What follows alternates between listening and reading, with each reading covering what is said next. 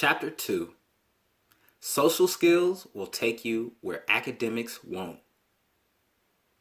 Your greatest resources are your time, brain power, and energy.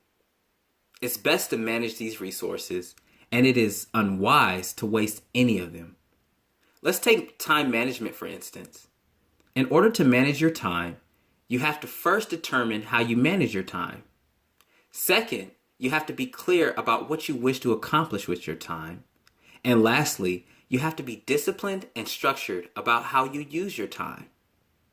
These same principles apply to managing your brain power and energy because they are all connected. Hopefully, whenever you use your time, you also utilize your brain power and energy effectively and efficiently as well. For example, you may have the time to finish a certain assignment, but because you didn't manage your brain power correctly, you aren't in the right headspace to finish it. Or you may have the time and brain power, but all your energy has been exhausted. It's important that you find balance. Managing interactions and relationships. Your second greatest resource is the time, brain power, and energy of others. If you want to go somewhere fast, go alone. But if you want to go somewhere far, bring others with you. The encounters you have and the relationships you build with others can have exponential effects on your future in law school. Build relationships with your classmates, teachers, administrators, and staff. Some of these relationships will be more personal, others more cordial, but everyone should know your name or at least know who you are. You are more likely to help someone that you know versus a stranger. You don't have to be familiar with everyone, but be a stranger to no one. For those that are shy or a bit more reserved, a simple smile or hello every day is enough for people to remember you. Get to know your professors. Law school professors determine what your grades will be. Many law school professors have large egos, or if they are adjunct professors, oftentimes are underpaid and overworked, and sometimes their attitude will reflect it.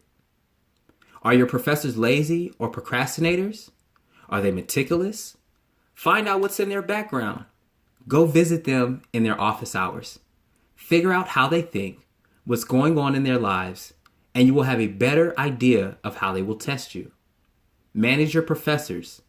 Don't let them manage you. Manage your professors. Law professors can sometimes intimidate students or entire classes, and oftentimes, students are reluctant to answer questions for fear of ridicule and embarrassment from professors or fellow students. Let's dispel some of that anxiety. You're in law school to learn the law. If you knew the law already, you would be teaching the class. Be comfortable with answering questions incorrectly. It's an important part of the learning process. In fact, some professors look to call on students who look disengaged, unprepared, or shy for the sole reason of embarrassing the student. I assure you that they are few in number, but make no mistake, they exist. Regardless, there is no getting around a professor calling on you to brief a case or explain a concept. I hope the professor doesn't call on me. It will be difficult for the professors to surprise you by asking you to brief the case if you are already trying to answer their questions or if you are volunteering to brief the case. In fact, when you volunteer, you are less likely to be called on in the future because you are engaged.